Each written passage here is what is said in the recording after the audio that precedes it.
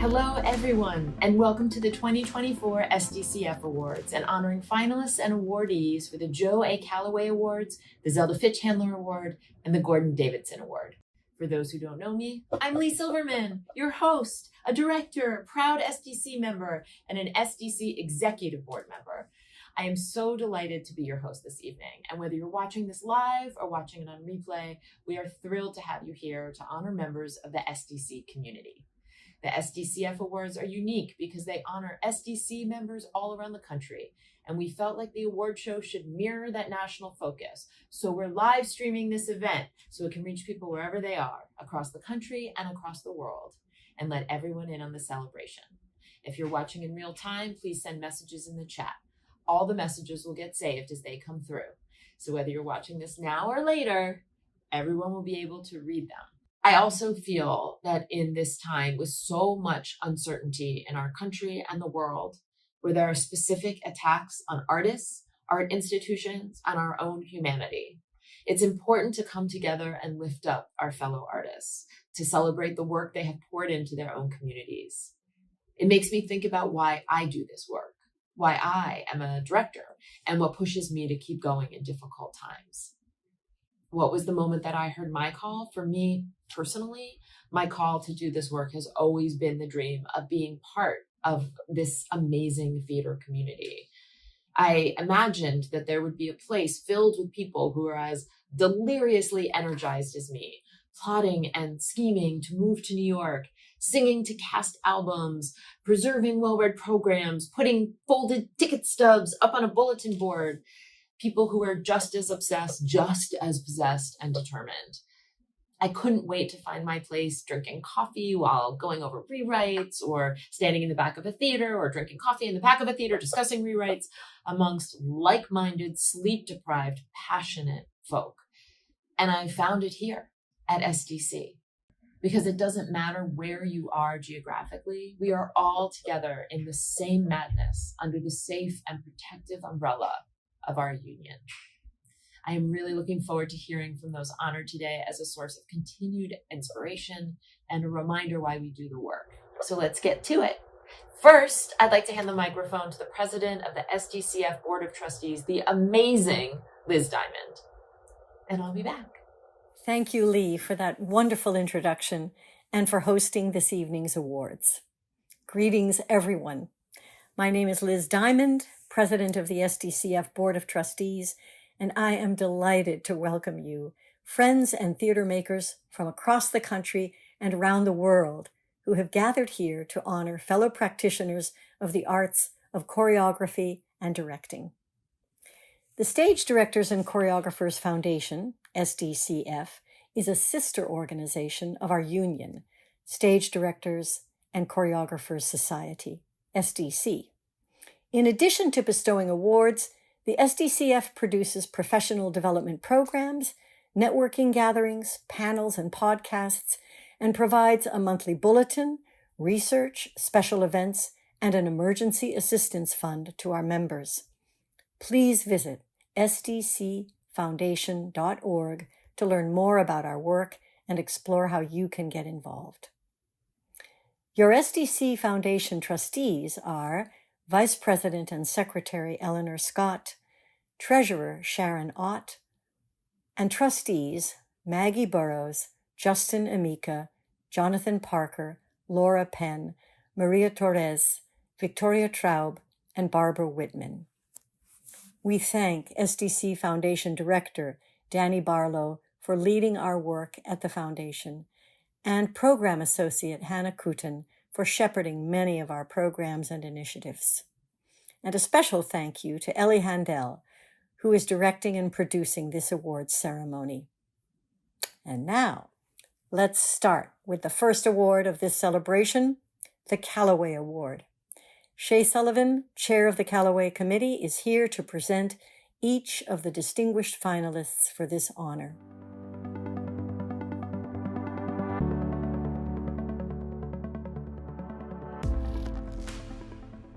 Hi, everyone. My name is Shea Sullivan, and I'm the chair of the Callaway Committee. I'm thrilled to be joining you all tonight.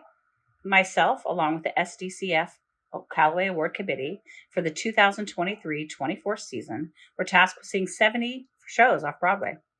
The work we saw was inspiring, it was provocative, and it was downright awesome. I would like to thank the full Callaway Committee for their dedication and participation, including William Carlos Anguillo, Maggie Burrows, Roger Danforth, Marsha Milgram Dodge, Kyle Donnelly, Del Howlett, Kenny Ingram, Jerry McIntyre, Margaret Perry, Danya Tamor, and Daniela Verone. Our meetings were spirited, they were thoughtful, and it was always a joy to be in the room with my colleagues. I'm honored to present each of our finalists for the Callaway Award for both direction and choreography. Saheem Ali's Buena Vista Social Club at the Atlantic. It was dynamic and gorgeous. Every performer on that stage was at the top of their game. The show moved beautifully, and Saheem's direction allowed the joy in the heart to really leap off the stage. Thank you so much for this honor. To be a finalist for the Callaway means so much to me. The Callaways are so significant because they're my peers, and the recognition from my peers means everything because directors know what directors do. And Buena Vista Social Club is a production that has had so much significance for me. I love the music, I love the culture, and the opportunity to do this at the Atlantic Theater off Broadway last year was so meaningful. So thank you to everyone. I appreciate it, and I love you all.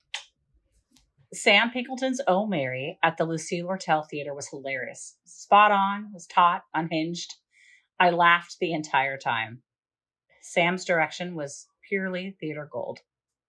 Hi, friends. I'm in tech. I have this extremely lovely background in front of which to say, this award is extremely cool because it's directors and choreographers who got to decide. And so I feel very lucky to be in your company and their company and to be on a piece of paper with Daniel and Saheem, two directors that I adore and nice people also. And my dear friend, Nikki Douglas, who's so good. So it's just a very cool thing. Thank you, SDCF. And I really love being a director. I love it. I love this weird, hard to describe thing that we do. And I loved making Oh Mary. Everything about it has been like why theater is so stupid and awesome and ridiculous. And it means something to have your peers say like, hey, nice job. That might get me out of bed tomorrow. So thank you all. I feel very lucky to be a part of this community of directors and choreographers, and congratulations to everyone. Patricia Delgado and Justin Peck's choreography in Buena Vista Social Club was fire. I was on the edge of my seat the entire time and was totally inspired and elated. The collaboration of these two artists was magical, and I, for one, cannot wait to see what they do next. Hi, everyone. This is Justin and Patricia. We're so honored to be the Callaway finalists for choreography for our show, the Buena Vista Social Club. It means so much to have this acknowledgement from our community, and it just speaks volumes to the work that we're trying to do and present here in theater and on Broadway. Yeah, this work has been an incredible personal journey for me. Being first generation Cuban American, the show was very meaningful, and I feel like the process of creating it has been healing, not just for me, but for our entire cast. And we've like lifted one another up in celebration and to honor this music and to honor these artists of the Buena Vista Social Club. And so it just feels very meaningful, and to get this sort of recognition just goes straight to our hearts. So thank you so much. Graciela Danielle and Alex Sanchez's The Gardens of Venecia at Lincoln Center. It was unique, evocative, and gorgeous. Listen to the music, make believe you're flying, floating over mountains, then you stop to rest on a As a lifelong fan of Graciela's work, to get to know the inspirations behind her and her genius was very impactful. Graciela and Alex's choreography, it supported and enhanced the storytelling of the show and gave us a beautiful glimpse into the legacy that Graciela continues to leave us. On behalf of Graciela, Danielle, and myself, I want to thank the Callaway Award Committee for this incredible honor and recognition.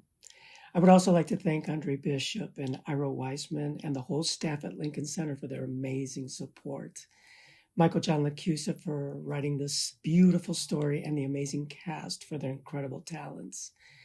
I would also like to thank my wife, Lainey Sakakura, and my daughters, Avelina and Isabella Sanchez, who inspire me to be my best every day. And of course, a huge thank you to the legend, Graziella Danielle, for inviting me to be a part of the Gardens of Annuncia. From the bottom of my heart, thank you. Thank you to all our Callaway Award finalists and committee members for a truly unforgettable season. More than ever, we need community, and Off-Broadway shows no signs of slowing down. Congratulations on all your hard work. It's truly inspiring. I'd now like to turn it over to Doug Hughes, who will introduce the awardee for the Callaway Award for Direction. Good evening. My name is Doug Hughes, and I have been given the great privilege of presenting Daniel Aukin with the 2024 Callaway Award for his extraordinary production of STEREOPHONIC at Playwrights Horizons. But let's face it, Daniel is already laden with awards for STEREOPHONIC. He's stooped beneath their weight. So I want to gently bend the rules here and simultaneously recognize the sustained excellence Daniel has demonstrated for years. I am his avid fan. I rate him as a master. Why do I feel this way? I think at basis, it's because courage, the virtue that permits all other virtues, has been on display in every production of his that I've seen. He never plays it safe. Judging by what shows up on stage, I believe he is possessed of a brand of contagious courage that inspires actors to go to limits they hadn't dreamt of when they first walked into the rehearsal room. I remember the spellbinding tension and release of 4,000 Miles, the unquestionable emotional acuity of his work with Nina Arianda and Sam Rockwell on Fool for Love, the searing and hilarious claustrophobia of Bad Jews, the cutting pathos of Fulfillment Center, and the perfection in every division of his work on The Best We Could, a heartbreaking play which he cast exquisitely, staged thrillingly, and from which he bracingly banished the slightest hint of sentimentality. Tonight, we're honoring a director who has been essential to the vitality of theater in New York for a long time. And my God, was he up to the challenge of directing STEREOPHONIC. When I think about how doomed from the start plays about the artistic process inevitably are, my admiration for Daniel's collaboration with David Adjmi, Will Butler, those incredible designers, and Will Brill, Andrew Butler, Juliana Canfield, Eli Gelb, Tom Pasinka, Sarah Pidgeon, and Chris Stack soars. Because when you can assemble a company of actors and over a couple of months render them completely persuasive as a band which has the #1 record in the world, you are one hell of a director. And so it is my signal honor, Daniel, to now address you directly and congratulate you on winning the 2024 Callaway Award for Direction. Doug Hughes, I'm so moved by these words. To say that I'm processing them and to say that I will be processing them for days or weeks or months or years ahead is a massive understatement. Thank you so much. I'm so moved. STEREOPHONIC started for me in 2014 when the playwright David Adjmi had this idea for a play and said, Daniel, if I write this play, will you direct it? And over the next 9 years, with a roster of incredible New York actors, we workshopped the play for the first 5 or 6 without any music even being written, even though Will Butler was part of the team. And we assembled a whole team of people around us over that time, or everyone on a handshake. So it's been this long and extremely remarkable and unusual journey. As many of you know, all too well, it's so often the case, especially with new plays, especially with premieres of new plays, that a director's work is dimly perceived and often not perceived at all. And that happens even when everything goes really, really well. But the Callaway committee, a committee of my peers, has singled out my work on this production is deeply, deeply gratifying. Despite, or maybe because of the challenges of making this show, the behavior had to seem lived in and grounded to an unusual degree. The performances sometimes not even wholly fool the audience. So there's a paradox there that has something to do with my invisibility and being seen by my peers. That I have a cold today, so I don't have the brain space to tease it out completely, but there's something there. Thank you so much for this award. I hope the American theatre always finds ways to take big swings with irresponsibly ambitious work. It's part of what keeps us alive to the possibilities of this sensitive and beguiling form. Many of the conditions for making theatre are as bad or worse than they've ever been in my professional life. Let's try to find ways to keep swinging for the fences. Thank you. Joe A. Callaway stood for integrity, creative courage, and a commitment to artistic excellence. Tonight's recipient for Excellence in Choreography embodies these very ideals, crafting choreography that educates, heals, and connects. In their groundbreaking immersive piece, Pray, Nikki Douglas has created a multiverse of Black expression, combining storytelling, ritual, history, spirituality, and music into an experience that pushes the boundaries of dance theater. Nikki's innovative blend of West African dance, contemporary modern, social dance, and spiritual ritual illustrates both the ancient roots and futuristic possibilities of Black traditions. In doing so, they illuminate the interconnectedness of lineage, inheritance, and communal healing. They prophetically help us all to reach into the future by connecting us deeply to our past. I didn't know that dance could do this. Like William, I was struck by the relationship between the universal and the personal in Pray. The ensemble work was characterized not by uniformity, but by specificity.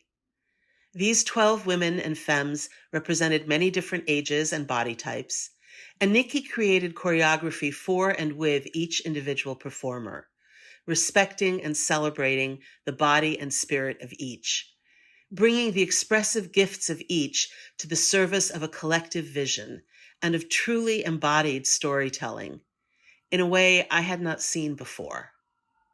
It was a moving reminder that every body is sacred.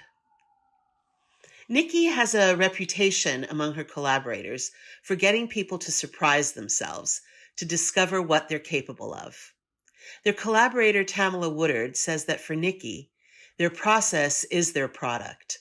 How they make is what they make, and you get from them always their whole self. On a memorable day on the Senate floor recently, the Reverend Raphael Warnock thanked Senator for quote, praying not just with your lips, but with your legs.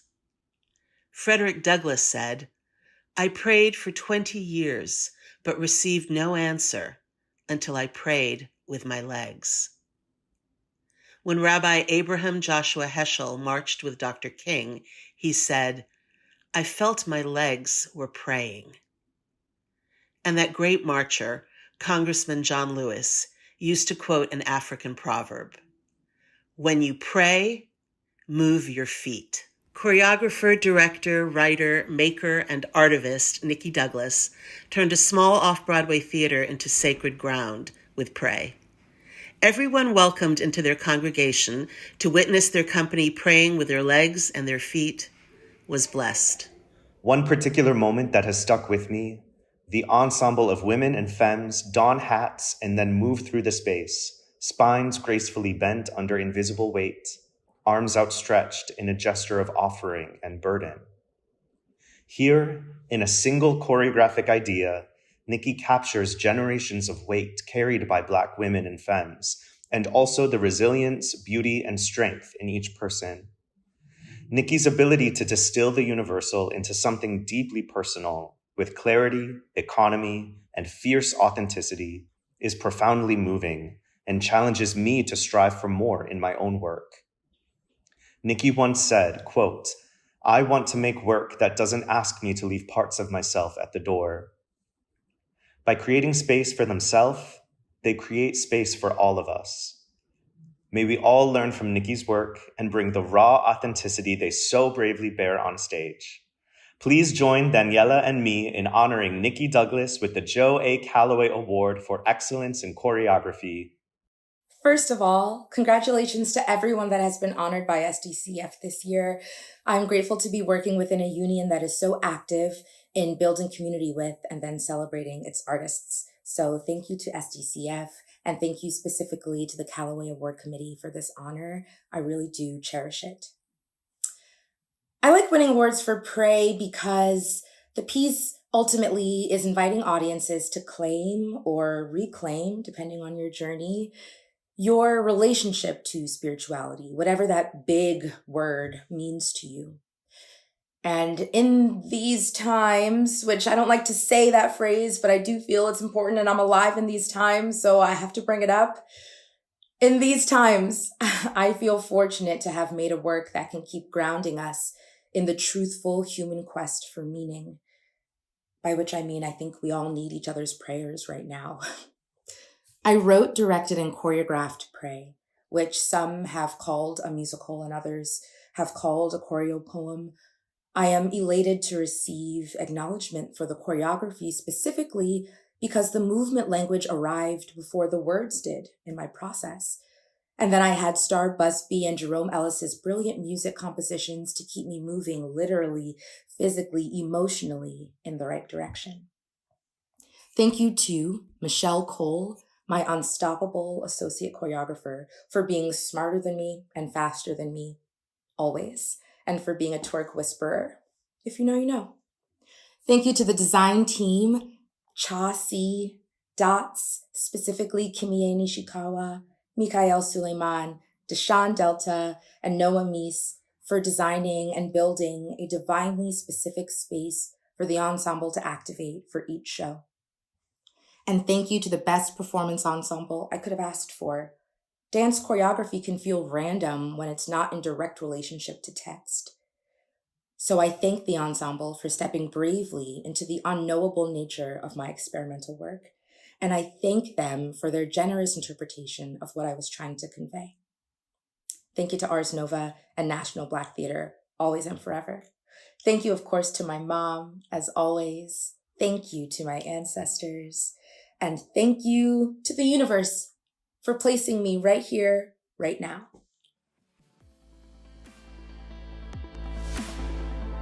Oh, hey, I'm back. So we're about halfway through our ceremony, so please use this as your proverbial intermission. Get up, take a stretch, refill your snacks, get something to drink, use the facilities. You know the drill. I can't see you, but I'm imagining all of you laughing and saying, and having feelings, or maybe that's just what I'm doing. I don't know. Okay, time to settle back in. The next part of our evening is highlighting SDCF's Lloyd Richards New Futures Residency. This is a year-long residency for mid-career directors and choreographers who are interested in institutional leadership. It's named after Lloyd Richards, a legendary leader of the American theater, and supports artists who are illuminating Black cultural experiences on stage, helping them become artistic leaders in the American theater. The residency provides unique exposure to the responsibilities of being an artistic director and the internal structure and workings of a theatrical institution by forging or deepening a relationship between the recipient artist and an artistic leader. We'll now hear from John Royal, the 2023 Richards resident, about his experience during his residency. Thank you so much. This residency named for the great director, Lloyd Richards, has been an absolute dream come true. I've been in residence at St. Louis Black Repertory Company from December of 2023 to December of 2024, and I've loved every single minute. From the moment I got here, Ron Himes and his staff have welcomed me with open arms and trusted me with so many different pieces of programming and allowing me to get a chance to know the culture of this great organization and the culture of St. Louis. It's been a real privilege to work with all of the talented artists who I've had a chance to interact with over the last year. Some who are just on their beginning their journey as artists, and some who have worked here at St. Louis Black Repertory Company for years and years and years. And to see multi-generations really, really honor this tradition of telling Black stories is everything that I want to do. It's every reason that I'm an artist. I think right now, in what's happening in our culture, it makes what happens here at the Black Rep even more important because telling stories from throughout the diaspora and telling different points of view and perspectives, particularly of Black folks, never gets old, but is so vital in the current moment. I want to thank SDCF for allowing me to be here, for facilitating this. Thank you, Danny Barlow, for making this experience everything that I could have hoped. And also thank you to Ron Himes for trusting me enough. I'm back here now in St. Louis directing a production of August Wilson's Radio Golf. We have about a couple more weeks of rehearsal before we go into tech. And it is going to be spectacular. It's so beautiful when not just your artistic experiences, but all of your lived experiences have put you in a position to be in the room that you're in. That's the way I feel being here. That's the way I feel being tasked and trusted to direct August Wilson. And I'm so appreciative of the opportunity. Thank you. Hello, I'm Vivian Benish, and I'm honored to have been asked to take a moment to talk about the Zelda I knew and revered in service of continuing to keep her memory alive through this great award, and to share just a passage or two from the million inspiring words and ideas she crafted to cajole, seduce, and motivate generations of theater makers. I knew Zelda in the latter days of her gargantuan career, when she focused much of her wisdom and energy on educating and training some very lucky actors. On the first day of each school year at NYU's graduate acting program, where I had the remarkable privilege of training under Zelda's leadership in the 90s, she would sit in some fabulous outfit, poised with her glasses on the tip of her nose, and hold forth. She would share with a room of eager, aspiring actors and a hungry, passionate faculty, a sort of State of the Union soliloquy. It was partly a call to arms and partly a meditation on the role of the artist in our universe. Zelda was the high priestess, articulating and embodying our higher purpose and potential to change the world. You can feel this mix of meditation and call to arms in an address that Zelda made in 1994, entitled Theater and Human Identity. She said, "The maker of theater is the one who tells the story. We are such stuff as dreams are made on, and our little life is rounded with a sleep. We are the dreamer. We dream the dream, and we are restless to know our dream, to see our dream palpably before us. And so we created, before recorded history, over the rim of history, the art of theater. Zelda was never lacking in eloquent answers to the why theater question. For her, it was as necessary as water and oxygen. But perhaps it's more important that she just never stopped asking why about everything. And that has been a balm to me lately. I've spent time wondering what Zelda would make of our current universe, what she would expect of us as artists. Perhaps she would say this again. The theater is in a position of a strange complexity. As a social form, it inevitably shares the ills of the society it lives within. As an art, it must stand outside of this society and be chastiser, humanizer, redeemer, lightning rod, sentinel, and rebel. According to its ability and its nature, it must help others to find their own cure.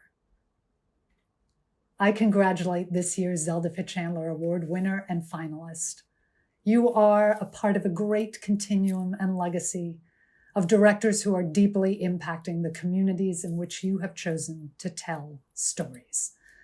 May you flourish in what Zelda called our conspiracy of belief. Hi, I'm M. Graham Smith, and I had the honor of working with a small cohort of SDC members to choose the finalist and winner of this year's Zelda Fichandler Award from the Western region. I want to thank my fellow committee members for their time and energy in thinking together about the entire pool of candidates and their impressive records.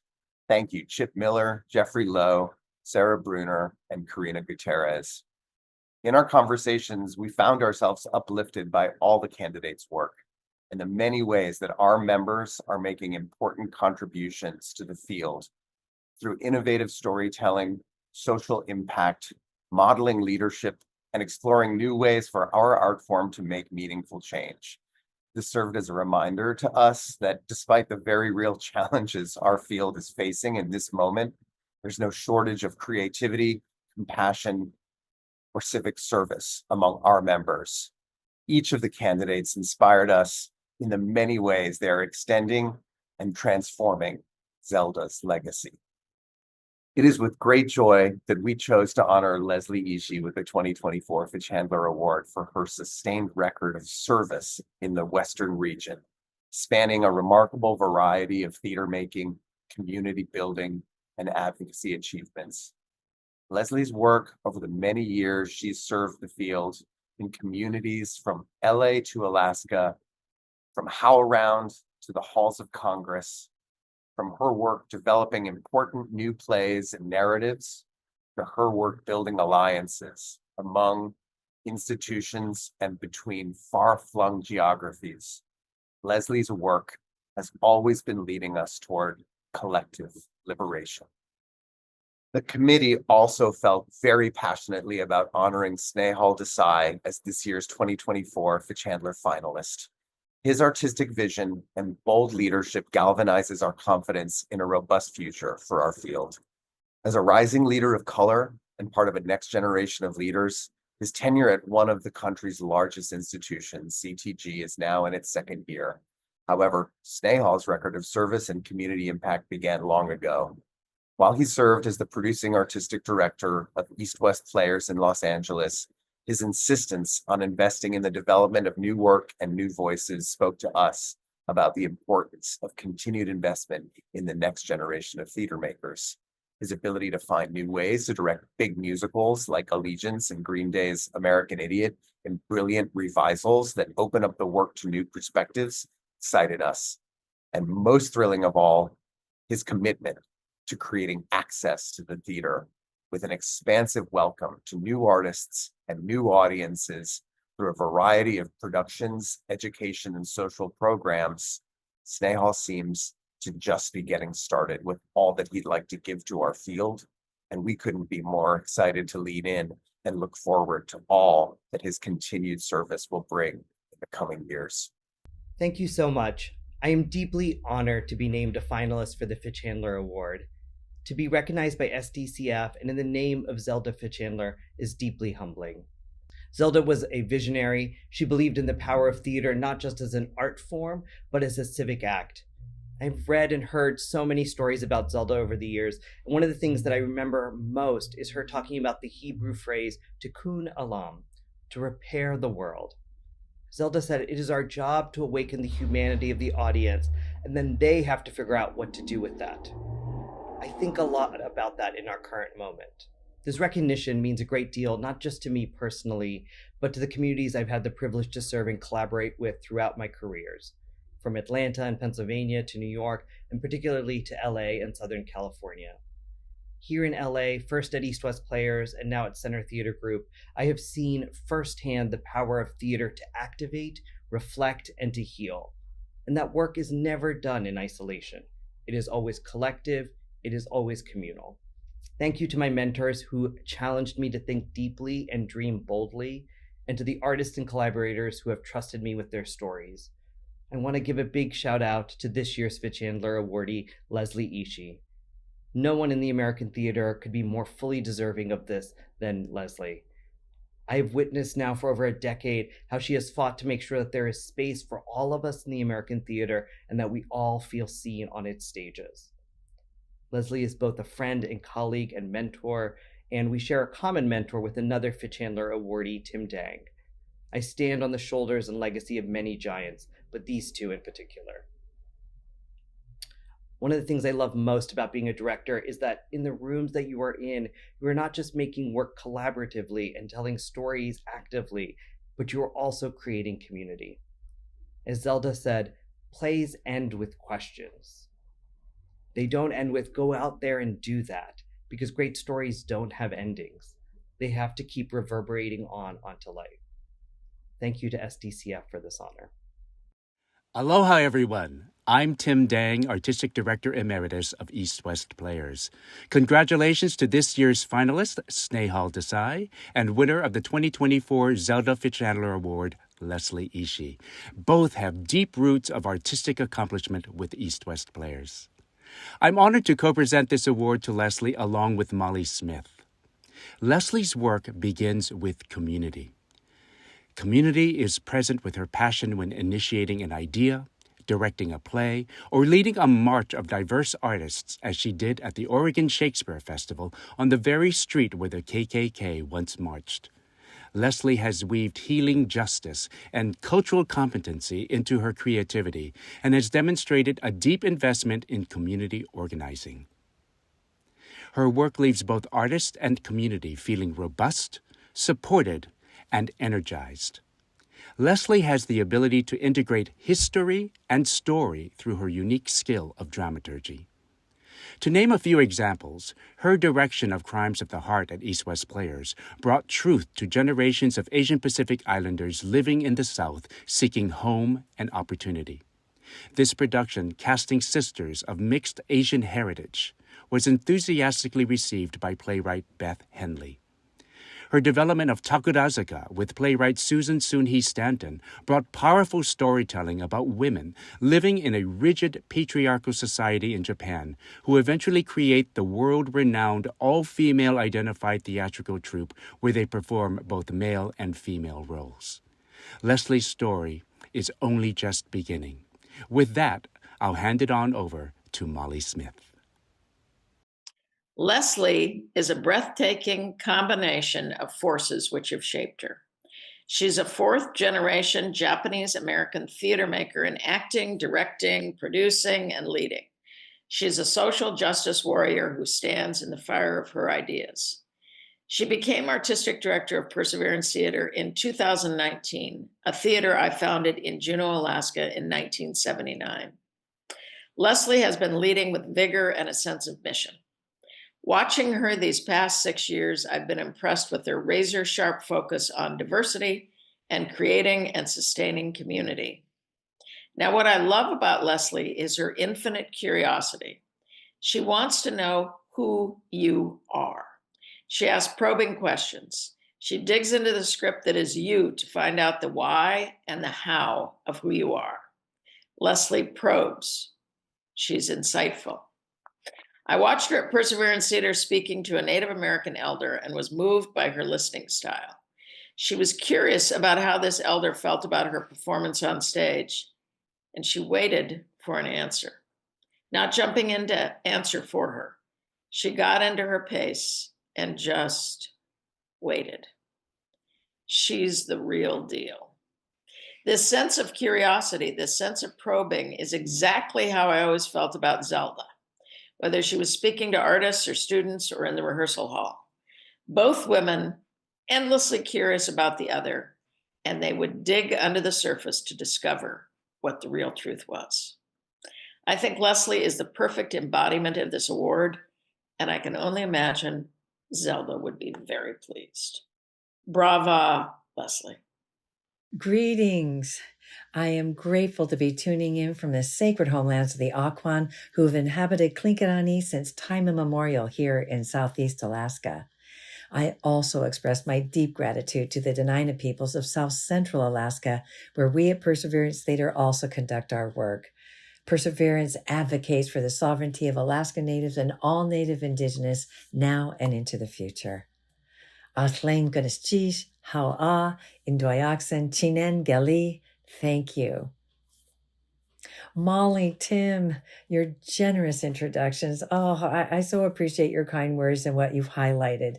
Thank you both for your ongoing mentorship and support. I am truly honored by this Zelda Fichandler Award. My deepest gratitude to Director Danielle Barlow, M. Graham, and the nominating committee, the foundation, and the steadfast support of SDC's Executive Director, Laura Penn. I also want to offer my congratulations to the Callaway Awardees and their finalists, and to my dear colleagues, José Luis Valenzuela and Snehal Desai. And of course, my deepest gratitude to our late Zelda Fichandler, the matriarch of our regional theater movement. For her vision affirmed my calling to create theater for public good that contributes to the healing justice of our communities and to the health and well-being of our ecologies. I am humbled and moved by this recognition. I'd like to offer gratitude to these organizations, these colleagues I've worked with. I celebrate this award with them. Our elders inspired the founding of Suda for Solidarity, a Japanese-American organization that tirelessly challenges the separation of immigrant and refugee children and their families and their inhumane detention and deportation. I am grateful to work with Suda for Solidarity, where I learned to transfer my theater skills to design and support our direct actions. I am also grateful to the Consortium of Asian American Theaters and Artists and our ad hoc BIPOC BITOC Coalition Commons, for together with the permissions of the Kanaka Maoli of Hawaii, we brought back the ComFest in 2024 since our pandemic cancellation. We hired local Kanaka Maoli and Asian Pacific Islanders to tell their stories of climate justice and over-tourism that caused the Lahaina fires. As we continue our decolonizing work, I am excited for our deepening relations, service, and future ComFests. Thank you so much to the National New Play Network for your Rolling World Premiere program, grants, and resources. Oh my gosh, because of these, we are able to bring Ariel Estrada's play Full Contact to the largest Pinoy communities in the U.S. Thank you to all of the artistic directors and managing directors across the country. Our organizing and lobbying in Washington, D.C. through the Professional Nonprofit Theater Coalition is supporting our sector's ongoing pandemic and economic recovery. The future of American theater cohort. It is important to recognize your long-term commitment to the communities we serve and how we are learning what we can do together that we can't do alone to create just and transformational change. My deepest gratitude to you all.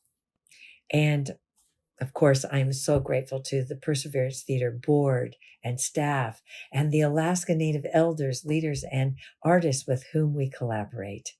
Our partnership brought forth an important training on stalking human trafficking awareness and prevention, coordinated with our production of Inupiaq playwright Kathy Tugnuck-Reckford's Cold Case, a play about a family who suffers from the impact of their own missing family member, their own MMIWP case. This training started to educate our greater communities, as I don't know any Alaska Native who doesn't know someone, a family member, at least one person who is missing. We are also honored to be co-developing and co-producing a major project, all in Tlingit language, with the preeminent Sea-Alaska Heritage Institute. I am inspired by national research that illuminates revitalization of Native languages, arts and culture, ways of life, supports recovery from colonization and boarding school traumas, that heals and reclaims greater health and well-being. Join me in supporting this revitalization movement at your theaters and in your programming. I also must express my deepest gratitude to my beloved husband, Wesley Mann, who is my thought partner, who has always supported this fiercely independent woman and artist. Your support, Wes, is why I am able to be of service in community and in production. And lastly, I'm so thankful to my ancestors, my parents, my brothers, our Japanese American community, and my late mentor, Yuri Kochiyama. Together, we have learned the power of storytelling as our communities have worked for generations to piece together the thousands of camp stories to heal our historical and contemporary traumas from Executive Order 9066 and U.S. concentration camps. And all this to become the allies our ancestors and elders didn't have during World War II, and to become the ancestors we want to be for future generations. My deepest Japanese bow to the Stage Directors and Choreographers Foundation for this esteemed award, and to all of you, my dear colleagues, for all you do, and to the communities that we are all called to serve.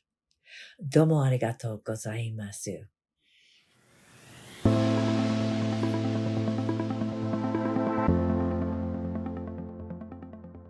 Hello, everyone. It's wonderful to be in digital solidarity with you all. It's an honor and a lot of fun to be part of the Gordon Davidson Award Committee. Each year, we have a fantastic opportunity to shine a light on one of our colleagues and to celebrate their significant contributions to our field. I was joined on this year's committee by Sheldon Epps, Michael John Garces, Laura Penn, Lisa Peterson, and Warner Shook. We also received help from Gordon's daughter, Rachel Davidson, and Danny Barlow at the SDC Foundation. I want to thank them all for their time and dedication to this process. Gordon's beliefs and accomplishment always guide us and guide our conversations about selecting an awardee. Gordon ran a large institution for decades, managing to sustain it through the good times and the tough ones. Throughout all those years, he maintained and spread his passionate belief in the importance and power of theater to improve our society and strengthen our communities. He wanted everyone to feel welcome in his theaters, artists and audiences. This is why he invited artists with different experiences and different opinions into his theater and onto his staff, and why he put the organization's resources behind their projects. He did not believe that history could be fully told from one point of view, or that the future could be built by excluding some from participation. As the committee reflected on Gordon's legacy over the last year, we came to feel it was important to honor a colleague who had also kept an institution alive through difficult times. Someone who shared Gordon's commitment to nurturing and broadening the community of artists and audiences. And then in January, as the committee met in the days of the aftermath of the LA fires, the critical need to rebuild communities there led us to believe it would be especially meaningful this year to honor someone whose life's work had been dedicated to the city that Gordon loved so much. We reached consensus easily. I'm happy now to turn things over to my valued colleague, Bill Rausch, who will introduce the recipient of this year's Gordon Davidson Award. I first met José Luis Valenzuela 33 years ago when we were both on a peer panel for the California Arts Council. This was a panel where everyone learned that I was a sore loser at miniature golf. More importantly, I hung on Jose Luis's every insightful word during our deliberations. I was a relatively new Angelino, and on the plane ride back home, Jose Luis gave me a graduate seminar on the landscape of Latinx playwrights in our shared city. I also gained a lifelong friend. It's a double honor to present this award because I was lucky enough to know Gordon Davidson. In directing 2 shows at the Taper under his leadership, I learned so much from this founding titan of the regional theater movement. In a bigger picture sense, though, I learned from him throughout the entirety of my 15 years in LA. I got to observe how Gordon created a theater that was rooted in place and the current moment, that was also of national relevance and significance. It's not a coincidence that Jose Luis started the impactful Latino Theater Initiative at Center Theater Group during Gordon's tenure, which of course influenced Jose Luis's leadership of his Latino Theater Company, now with a remarkable, field-changing 40-year history. I find it so elegant that the man who began a Latino theater lab at the Los Angeles Theater Center 4 decades ago is now the artistic director of that entire multi-theater complex. From his celebrated productions at Norway's National Theater and Ibsen Theater, to envisioning and leading 3 national and international vibrant theater festivals called Encuentros, Jose Luis has always understood the relationship between the local and the global. It's also impossible to talk about Jose Luis without acknowledging his family. His wife, Evelina, is an award-winning playwright, screenwriter, and actor. We were lucky enough to have both of their outrageously talented children, Fidel and Esperanza, in the acting company at the Oregon Shakespeare Festival, where Jose Luis directed brilliant productions of a Karen Zacharias comedy and a William Shakespeare tragedy. It's not only members of Jose Luis's immediate family that often work together. The commitment to familia that emanates from this man includes his close-knit ensemble colleagues in the Latino Theater Company, right on through the entire community of Los Angeles, as realized in his annual staging of a holiday pageant in Our Lady of the Angels Cathedral. When I think of LA, I think of resilience. From the aftermath of the 92 riots, which is the year that I met our honoree, to the devastating fires a few months ago, Jose Luis's leadership perfectly embodies that Los Angeles spirit of resilience. He also embodies the concept of leadership as service, as well as anyone I've ever met. He has trained countless young artists in his years heading the directing program at UCLA School of Theater, Film, and Television.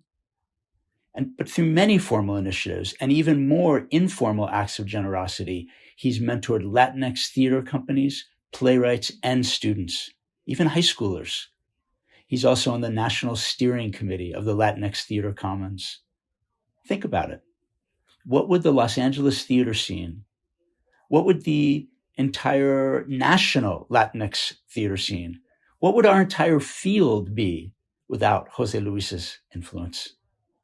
I am so happy and I am so humbled to present the Gordon A. Davidson Award to my colleague and my friend, Jose Luis Valenzuela. Bill, thank you so much, my friend. Thank you for that incredible introduction. Love you, my brother. Thank you so much. I'm so honored. I am so grateful to the committee for this incredible honor. I feel humble and honored to receive the Gordon Davidson Award. I want to express my heartfelt thanks to his family, especially Judith and Rachel. This award is a huge recognition, and I'm thrilled to be part of this esteemed group. I firmly believe that Gordon Davidson was one of the greatest theater makers of the 20th century. He was an amazing leader and a dedicated visionary who had a huge impact on the American theater. His philosophy, which emphasized the importance of producing plays that matter and focusing on important issues, has stayed with me. Gordon taught me that theater that matters can create community, foster innovation, and spark conversations. This award is a testament to the power of theater, to bring about positive change and shed light on the hidden truths of American culture. I'm proud to represent Latino Chicano theater, which I believe is theater that truly matters. I have the privilege of working with one of the greatest ensembles in the American theater, the Latino Theater Company. 5 of the original members are still together, creating and making decisions after 4 decades of collaboration. This year we celebrate our 40th anniversary. And we're not only talking about the content of the work, but also the stylistic choices that reflect contemporary times in the United States.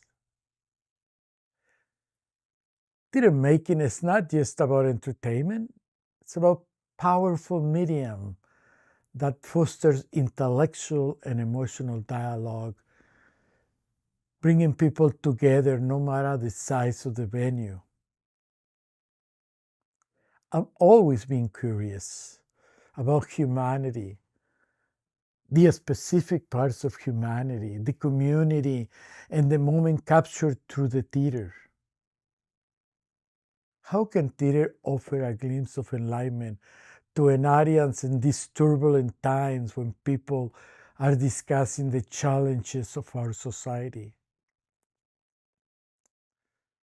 This is an important time for the theater to confront its reality and the role that it plays in shaping culture.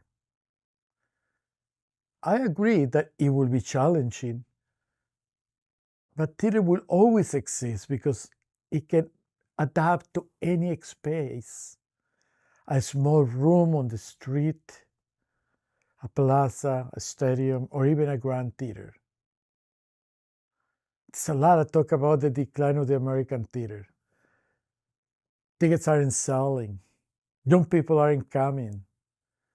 Some even go as far as to blame DEI for the theaters losing their audience. We have conferences and symposiums to discuss this, but I believe we need more conversations about the art form and why theater is important. Shall we blame the audience? Or shall we take a deeper look at our institutions and the place we are producing for the 21st century? The American theater is very young in its form and its style. We have a long way to go for a young country that's just beginning to understand its identity. Theater can help us, gather us, and inspire us to see the future of American culture. Today, we have the great opportunity to understand who we are culturally as a country, because our beautiful diversity will lead us into the cultural revolution needed in American theater. Theater is about thoughts, ideas, dreams, aspirations, conflicts, and resolutions. It offers comfort and becomes a special place. For people of color and other marginalized communities, plays are becoming historical documents. In dark times like this, theater becomes even more meaningful. For someone like me who dedicates their life to creating meaningful works for their community, being recognized by you and my colleague is an honor. I'm so proud to be in the company of past recipients and to be part of this incredibly brilliant group of people. Let's continue doing theater that matters, as Gordon will say. Thank you so much. Hi, I'm Jeff Rivas, co-founder of the Latino Theater Company. This honor you're bestowing on José Luis Valenzuela is long overdue. Working with him for the past 40 years in this company has brought a tremendous joy and happiness, a journey I never anticipated. I only wish that I'd had him as a professor while I was at UCLA. But the things that he's taught me as an artist, as a human being, has made this world a better place. And I am so thankful to have been able to work with him for the past 40 years. And José Luis, this award is so well deserved. Congratulations. Congratulations, José Luis. I wrote something for you, y aquí te lo digo con mucho cariño. Director, colleague, mentor, friend. Big ideas, big endeavors never end. Undaunted by circumstances and conditions, many dreams and visions you've guided to fruition. With copal in hand, you bless the artist and the stage on opening night, consecrating the space and reminding us how privileged we are to shine our light. And while we may not always agree, you see past that with generosity. We laugh, we cry, we make mistakes, but that's okay. You do whatever it takes to make the world a kinder place for our community. We are, after all, one human race. To grow, to heal, to share our gifts is why we've come, and you, José Luis, do it as well as anyone. I'm so grateful to know you. I love you. Felicidades. Well, from the first time I saw a play directed by José Luis Valenzuela, I knew I wanted to work with him. There's this deep humanity in his artistry and his work, and it was so visceral. You know, every actor wants to create that kind of magic. And you know, it's because he has a passion, an enthusiasm for the theater. And that enthusiasm is contagious, which is also part of his charm. And as artistic director, he's bold, you know, he's unapologetic about his vision for the Latino Theater Company. And that's the main reason, one of the reasons, we've been together for 40 years. To propagate a positive image of our community on the main stage, to put us on the main stage, to represent our community. And José Luis has built a legacy. He's created a legacy, not just for Latinos and Latino Theater Company, but for the American theater. So the Gordon Davidson Award is well deserved. It's a great acknowledgement of José Luis's contribution. Congratulations, compadre. Felicidades. Te quiero mucho. Congratulations, José Luis, on receiving this prestigious award and for following Gordon's example of creating vibrant theater that reflects our beautiful city of the angels, the country, and the world. I know that if Gordon was still with us, he would give you this award with a big hug and a smile. Thank you for all you do, and especially for reimagining how we create theater without cynicism and harm, but with hope, respect, joy, love, and creative freedom. I'm grateful and proud to have been on this 40-year journey with you and the Latino Theater Company. I love you more than avocados. Te quiero mucho. Wow. Congratulations to José Luis and to all the extraordinary artists who have been honored here tonight. And thank you for being here. I know I've loved getting to hear from my peers and to be reminded why we do what we do. As you continue your journeys as artists or artistic supporters, I hope you too can feel the positive impact of our work. Artists, particularly during this hard and unpredictable time, provide inspiration, hope, and joy for society. It's work we've been called to do, and I am honored to do it alongside all of you. And I've loved hosting you tonight. Congratulations again to all of our awardees and finalists for the 2024 SDCF Awards. Good night. Ready? Mm-hmm. Buena Vista or Vista? Vista. Is it Vista? Buena Vista. Now you got me nervous. Hold on. All right, so I'm going to clap first. So same deal. Are you going to tell me when you want me to go, or see? I can only see me in the little cell. Like I see a tiny bit of me. I'm not seeing the whole me. That he cast exquisitely, staged it. All What right. happened? Just went up. Awardee for the Callaway Award for direction of something, and I don't know because I lost track. I just have to fix a couple spelling errors. Healing justice of our communities and to health and well-being of our ecologies. Oh, sorry, I think I did some phrasing weird. Can we start again? I'm going to start all over again. I'm going to start from the top one more time because I did not love my take. This is an extremely cool award because it's shit. I'm going to start over. We're reminded as how... What is going on? Or names that might appear in the chat section. Provides an emergency assistance. Oh my God, I just blew it.